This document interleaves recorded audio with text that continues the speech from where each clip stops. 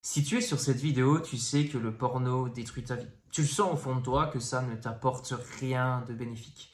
Aujourd'hui, je vais te montrer comment arrêter le porno une bonne fois pour toutes en 2025 et surtout comment rester libéré et éviter de te retrouver dans la même situation d'ici 2 ou 3 semaines alors que tu pensais avoir réussi ton sevrage et là au bout de 2 ou 3 semaines, tu as une rechute et tu sens que tu n'es pas libéré. Juste avant de commencer la vidéo, je dois te faire une annonce hyper importante. J'ai pris la décision en ce début d'année 2025 de fermer définitivement les accès au protocole anti-rechute qui sera tout simplement intégré ensuite à une autre formation qui sera beaucoup plus onéreuse. Mais il te reste encore une chance de rejoindre cette version du protocole anti-rechute pendant 7 jours. Donc pendant les 7 prochains jours, j'ai littéralement cassé le prix. Le protocole anti-rechute n'a jamais été aussi accessible, mais attention, ça va durer seulement 7 jours et après ce sera définitivement terminé. Donc c'est le moment ou jamais de nous rejoindre pour reprendre le contrôle de ta vie en cliquant sur le premier lien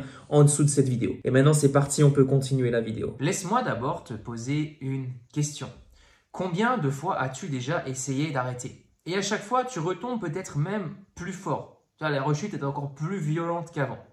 J'ai une bonne nouvelle, c'est que ce n'est pas de ta faute. Ce n'est pas une question de volonté, de se faire de la discipline ou de je ne sais pas quoi.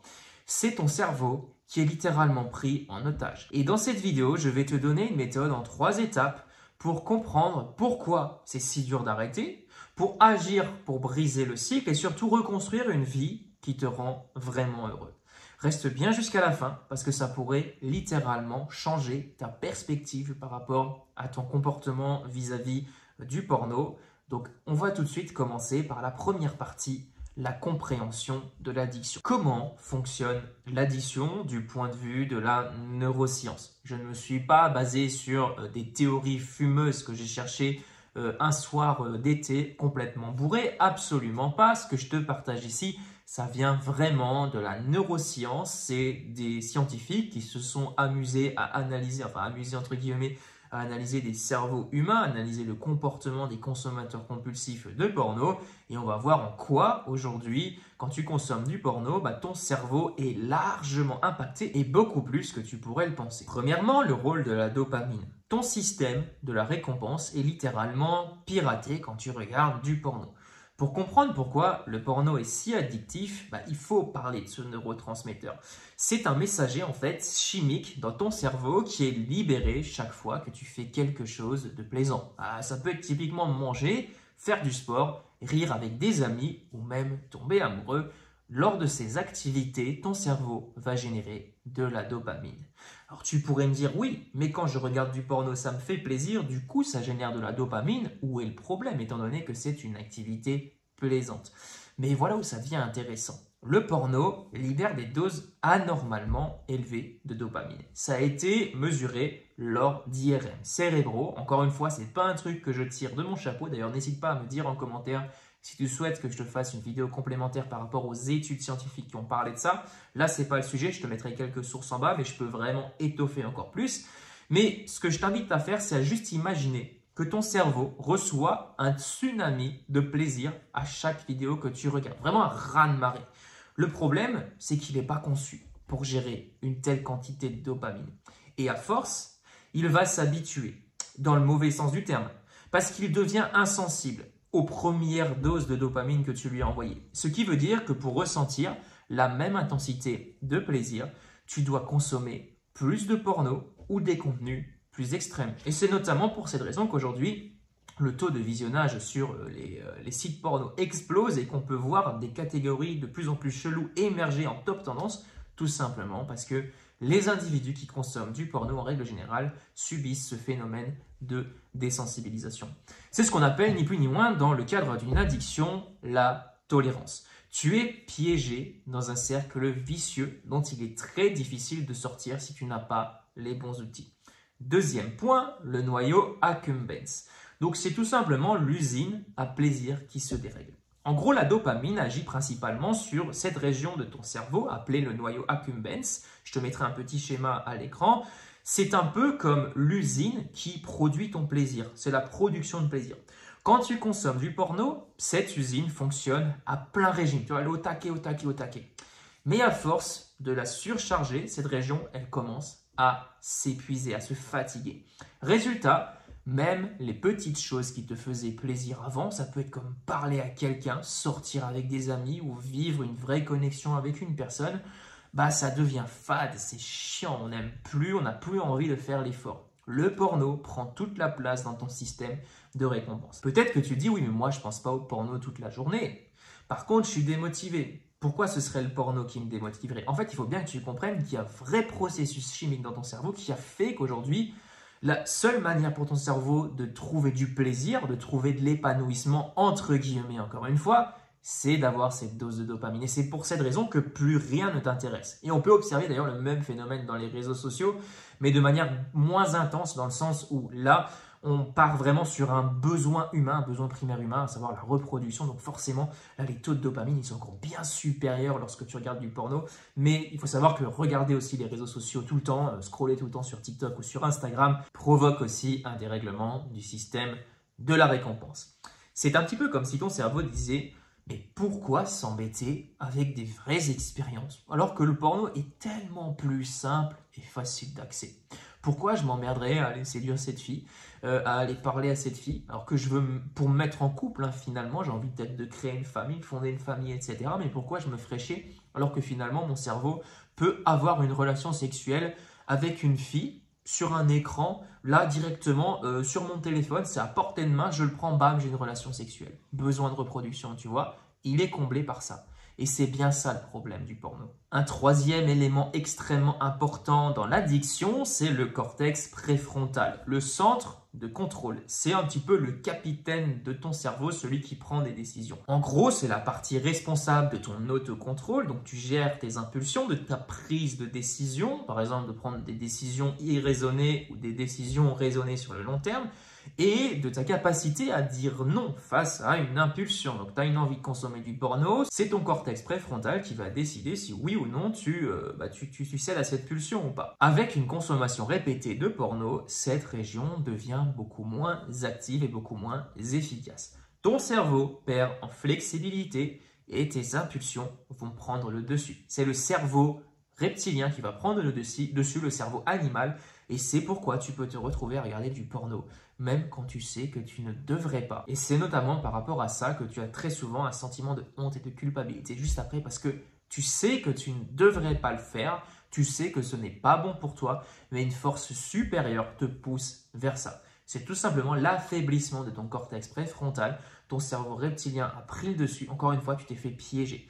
Mais ce n'est pas parce que tu es faible, c'est parce que cette partie de ton cerveau a été affaiblie. Tu n'es pas en manque de volonté parce que tu as la volonté d'arrêter, mais en fait, il y a quelque chose qui ne va pas au niveau de ton cerveau. La bonne nouvelle, c'est que ça peut se reconstruire. Ce n'est pas définitif et on va voir dans la suite de la vidéo comment le faire. Il y a aussi un autre élément qui rentre dans le cadre de l'addiction, c'est les neurones miroirs.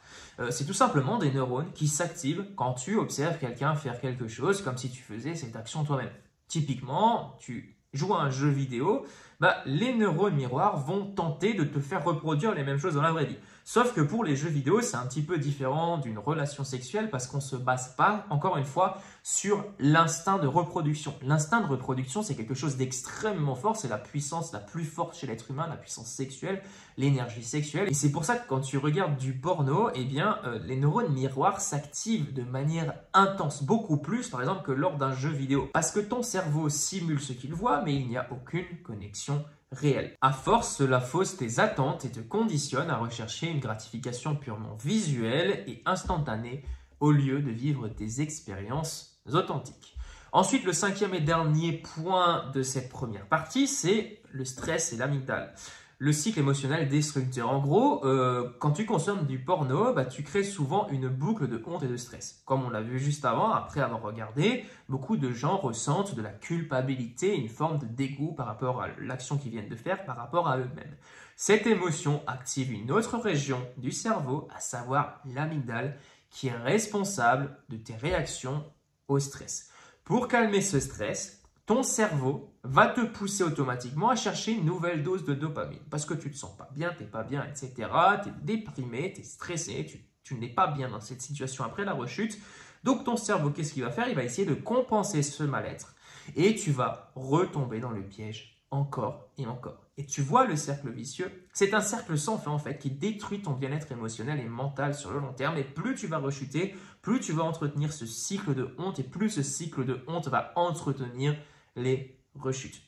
Ton cerveau, à cette étape-là, est littéralement enchaîné. Mais encore une fois, la bonne nouvelle, c'est que c'est possible de s'en sortir. Et je vais t'expliquer comment maintenant. Première étape pour en sortir, il faut agir pour briser le cycle. Tu as vu, il y a tout simplement un cycle qui s'est auto-formé dans ton cerveau sans que tu en aies conscience, qui fait qu'aujourd'hui tu n'arrives pas à arrêter.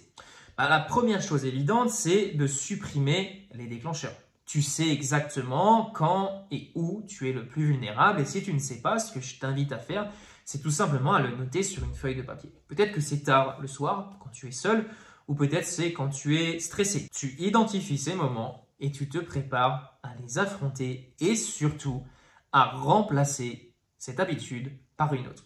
Parce que ton cerveau, il faut bien comprendre une chose, déteste le vide. Si tu supprimes le porno sans le remplacer, tu vas te sentir encore plus attiré par lui. C'est ce qu'on appelle en psychologie l'effet de suppression. En gros, quand tu supprimes quelque chose, quand tu essayes de bloquer quelque chose. Et c'est pour cette raison que je dis souvent que les bloqueurs de porno ne sont pas la solution, tout simplement parce que tu vas supprimer le porno et automatiquement ton cerveau, par cet effet de suppression, va essayer d'y revenir. Mais ce que tu peux faire, c'est tout simplement remplacer cette habitude par autre chose. Au lieu, par exemple, alors le principal problème, c'est que beaucoup de gens se focalisent sur le porno. Et du coup, ils vont dire, oui, mais moi, du coup, il faut que je remplace le porno par autre chose. Le seul problème, c'est que le porno ne vient pas tout seul. Le porno vient, par exemple, de l'ennui. Tu es tout seul, souvent le soir chez toi. Mais au lieu de te retrouver seul chez toi le soir, tu pourrais tout simplement t'inscrire à un club de sport, un club avec des potes, je sais pas quoi. Si tu n'as pas de potes, essaye de te trouver des potes. Et ce que tu vas faire, c'est que tu vas tout simplement, le soir, de 20h à 21h, aller à un entraînement. Je sais pas, après, ça dépend quel sport t'intéresse. Après, au niveau de l'heure, ce ne sera pas forcément à minuit, tu ne vas pas forcément faire des entraînements. Mais tu as compris, le but, c'est de remplacer ça par autre chose. Ça peut être tout simplement appeler quelqu'un. Tu peux appeler quelqu'un à une heure précise. Tu sais que entre 20h et 21h, tu es seul chez toi avant de dormir. Tu ne sais pas trop quoi faire. Tu traînes sur ton téléphone. Au lieu de traîner sur ton téléphone, sur les réseaux sociaux qui vont tout simplement affaiblir ta volonté, parce qu'on le sait, quand tu scrolles sur TikTok, sur Instagram, ça affaiblit aussi ton cortex préfrontal. Et c'est vraiment une condition hyper favorable pour une rechute parce que tu es dans un état de passivité extrême et ton cerveau sera incapable de résister à une pulsion. Au lieu de faire ça, tout simplement, tu prends ton téléphone, tu appelles quelqu'un ou tu vas faire une balade dans la rue. C'est un truc que tu vas mettre en place au fur et à mesure. Tu vas remplacer une habitude qui est néfaste par une habitude qui est positive. Sport, lecture, apprentissage d'une nouvelle compétence, peu importe. Ce qui compte, c'est que ça t'occupe et que ça te donne un vrai sentiment d'accomplissement. Et surtout, tu vas réentraîner ton cerveau à obtenir du plaisir d'une manière différente, par exemple en faisant un effort. Quand tu regardes du porno, ton cerveau est habitué à obtenir du plaisir de manière instantanée, sans faire d'effort, puisque tu n'as rien fait, tu as juste ouvert ton téléphone et tu as reçu une énorme dose de dopamine. Il va falloir réhabituer ton cerveau. Ça ne se fait pas du jour au lendemain, il y aura des rechutes, ça c'est une certitude, je ne peux pas te dire que tu vas t'en sortir du jour au lendemain, mais à force de mettre ces petites actions au quotidien, ces petites habitudes au quotidien, de remplacer ces mauvaises habitudes par de nouvelles bonnes habitudes, ça va t'aider à t'en sortir.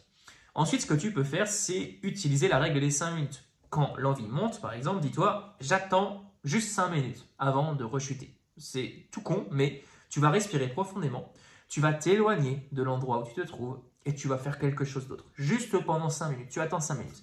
Et très souvent, l'envie disparaît parce que plus tu t'entraînes pas à résister, mais à détourner ton attention, plus ça devient facile. Et en fait, tu auras ton attention qui sera tournée vers autre chose, vers une activité que tu as fait. Donc pour cette raison, il faut que tu trouves une activité qui te plaît vraiment, qui te passionne.